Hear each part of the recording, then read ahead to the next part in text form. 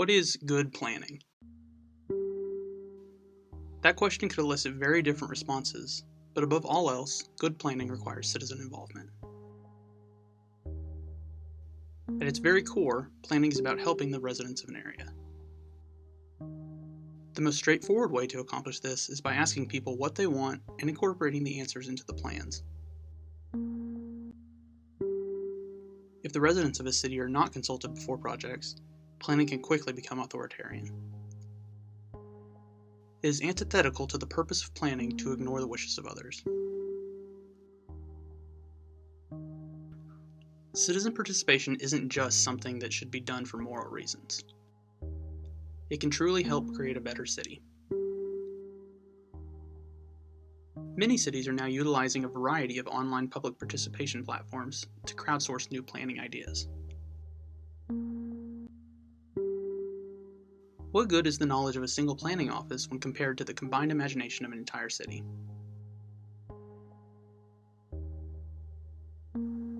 Oklahoma City has used this approach multiple times recently to create the city's comprehensive plan and to figure out what citizens would want from Maps 4.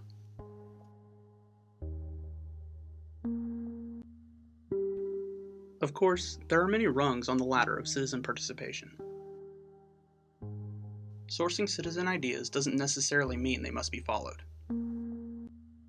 Giving residents real power in the planning process through creating citizen advisory boards or by supporting community groups can be even more helpful.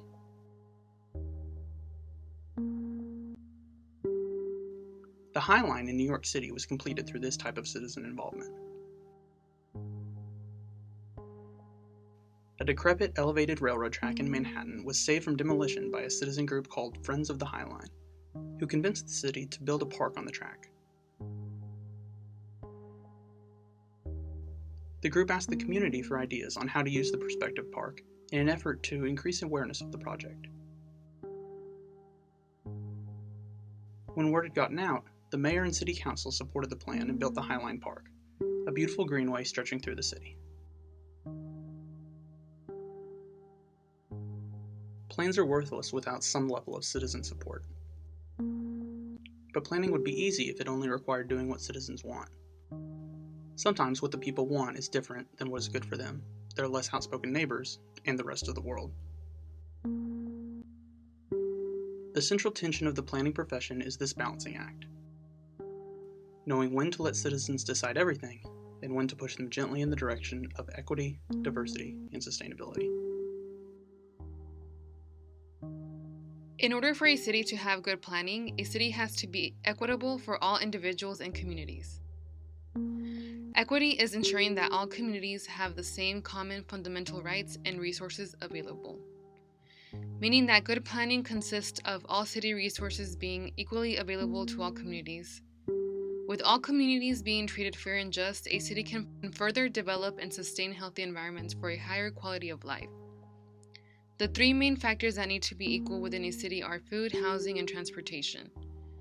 To be a contributing member of society, people need to have these basic life necessities secured. Food, housing, and transportation are closely related to the resources that surround people in their communities. Without these secured resources, many other aspects of life can feel threatened. Being limited to these resources can attribute to class standing, meaning that if you are middle and high class, you have a higher access to these resources. And if you are from a low income or poor community, these resources can be scarce. Food insecurity refers to a lack of consistent access to enough food for an active and healthy life. The United States Department of Agriculture states that in 2018, an estimate 1 in 9 Americans reported that they faced food insecurity. This equates to over 37 million Americans and includes more than 11 million children. Some people who face food insecurity do not have the resources to meet their basic needs, which connects food insecurity to poverty. Food insecurity can be met through food deserts as well. A food desert is an area in which someone does not have access to a food source, such as a supermarket nearby. Newsweek published that more than 23 million people in America are living in a food desert. This uneven access to food in communities and cities leads to an unequitable city, which leads to uneven growth between communities. Food insecurity can be addressed by adding and providing additional funding for food pantries. Increasing funding in food markets that accept supplemental nutrition assistance programs can also serve as a form of making food more accessible to communities. Another important factor that can make cities equitable is the access to housing. Housing in the United States is facing a crisis. Housing isn't affordable, people spend half of their monthly income on housing, and others have been led to foreclosures, evictions, homelessness, and displacement. Throughout history, housing has been used as a tool for mobility for affluent communities, while for others, housing, the most basic necessity, has been a challenge to obtain. There have been many efforts nationally and locally to alleviate the burden of unaffordable housing. The United States Department of Housing and Urban Development seeks to increase home ownership, support community development, and increase access to affordable housing. This is done through various programs. Housing vouchers is one of them. Housing vouchers assist low-income families, the elderly, and the disabled.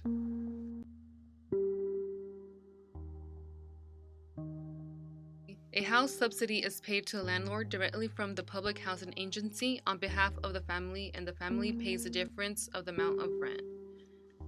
Another form that cities have been able to increase housing security is through rent control. Rent control is when laws are placed to set a limit on how much a landlord can increase a tenant's rent when their lease is up for renewal. Rent control is very important because it protects residential stability and protects tenants from eviction. Rent control can stop displacement of individuals and families when market prices rise up in their communities. By providing assistance for housing, cities can further work to make sure that this necessity is equitable in every community. The United States is failing to provide reliable transportation that adequately serves their communities. Low-income communities are the first ones that suffer from this inadequate service. The lack of proper transportation resources does not allow these communities to travel beyond their own neighborhoods, therefore keeping them stagnant and systematically poor. Additionally, many stops do not have adequate lighting, sidewalks, or other resources that encourage people to use these systems. By having a small number of people use public transit, it decreases the funding for it. This then causes a domino effect where transportation routes become unusable and the rides become longer. This is a problematic loop, as the people who are already being underserved become further oppressed.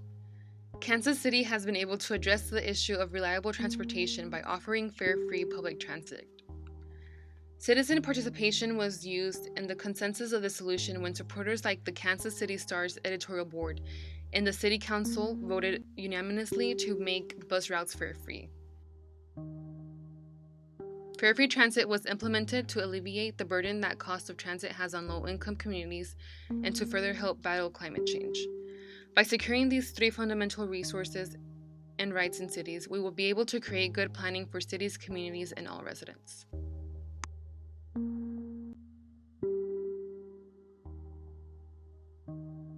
Good planning is inclusionary and incorporates diverse perspectives and positionalities. People of different races, ethnicities, and sexualities navigate their world and communities differently. Because of this, it is important that everyone is included in the planning process. This begins with the planning profession in itself and diversifying graduate school programs. Having people from different socioeconomic backgrounds in classrooms helps in spreading more representative ideas to their cohort and gives them a seat at the table in the future through jobs. Good planning methods pay close attention to marginalized communities and ask them about what is needed from their built environments to better serve them. A planner cannot claim to want to improve the neighborhood without having them in the process. Successful community consultation methods include making attempts to understand the context of different groups and contradictions the group might face. It is important to understand priorities and expectations from project designs and delivery to make projects compatible with socio-cultural conditions. Having diverse planning positionalities allows for people to create something they actually care about, which in turn makes communities more stable, healthy, and productive. Citizen and community participation has been prioritized in cities like New Orleans. The city currently has a neighborhood participation program for land use actions to provide timely notifications for any proposed land use action affecting a neighborhood, which gives them the opportunity for meaningful neighborhood review of and comment on such proposals. They use the Notice Me software that emails individuals subscribed to the email list to receive information about developments before they are submitted and gives people information about meeting logistics for project reviews. While these steps take up a lot of time and money, they are necessary steps to avoid any community displeasure in the future. It is important that there is a strong likelihood that any recommendations which emerge from the consultative process will be adopted. If they are not, it is important that a public explanation is provided. Faith in the process is important by both the power holders and the participants. When we talk about good planning, sustainability is a word that gets bandied about much these days, but what does it really mean? For much of human history, humanity has suffered and strained in the hostile environments in which we lived, struggling to eke out an existence. In the past 150 years, humanity has attained technological supremacy and the population which allows us to impact the Earth and its climates that previous generations would have considered impossible. The negative impacts of the Anthropocene render humanity the victim of its own successes. As planners, we bear the responsibility to rectify the mistakes of our predecessors. We owe it not just to the communities we work in, but to future generations yet unborn. Sustainable planning is efficient, eco-conscious, and viable in the long term. Improving our built environments to be more sustainable requires the imagination to challenge the current paradigm of how we interact with the natural environment. A prime example of how this has been done in the past is the use of stormwater and stormwater management. Best practices in the 20th century treated stormwater as something to be disposed of as quickly as possible. Green infrastructure practices that incorporate stormwater as a useful resource are exactly the kind of reimagining of how the built environment interacts with the natural environment that is needed going forward. While planners won't be directly involved with the design of sustainable infrastructure, planners will decide where to implement it and how to appeal to the values of the communities they work in. Some communities won't respond positively to words like eco-conscious or sustainable, so a different approach to advocating for green infrastructure and sustainability will be needed. Principles of green infrastructure like multifunctionality, resiliency, and fiscal responsibility may need to be at the forefront of the conversation to appeal to a more conservative-leaning community. In Seattle's High Point neighborhood, green infrastructure is utilized to improve stormwater drainage and retention, while also bringing aesthetic beauty to the neighborhood that also improves property values. Multifunctionality is an important pillar for sustainable planning practices that fit for all communities and neighborhoods.